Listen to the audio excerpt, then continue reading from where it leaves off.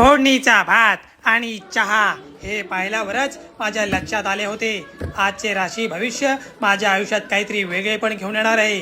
तर मंडळी, गंमत अशी आहे की आज माझ्या बायकोची नाईट ड्युटी असल्या कारणाने आज दिवसभराचा वेळ आणि मी दोन्ही तिला मोकळे सापडलो. मग काय, झाडून पुढच्या कामाला सुरुवात करायला लावली आणि मीही डबे काढले, माफ करा ते आपटले आणि तिच्या हातात स्वाधीन केले. तिने लगेच ते घासून पुसून स्वच्छ केले, कपाट खालचे झाडून घेतले आणि मी माझ्या हातात ब्रश घेऊन कात्या घेऊन किचनची टाईल्स घासून काढली, स्वच्छ अगदी लखलखीत केली माझ्यासारखी.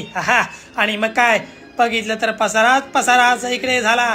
थोडं थोडं म्हणता म्हणता आवरे नासा झाला. बायकोने डबेवर लावून घेतले.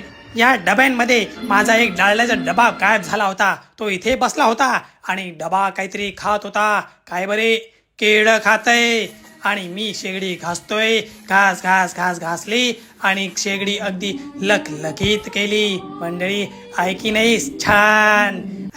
मग गॅलरी झाडून घेतली, स्वच्छ केली, कारण माझा जिमचा सेटअप मला बाहेर लावायचा होता. मंडळी, ही मी वारली पेंटिंग काढली होती, पण पहिल्या पावसात वारली पेंटिंग वारली आणि माझा जिमचा सेटअप रेडी. लगेच व्यायाम करू म्हणतोय. नको, राहू दे, संध्याकाळी करतो. अशी पाखरे येती.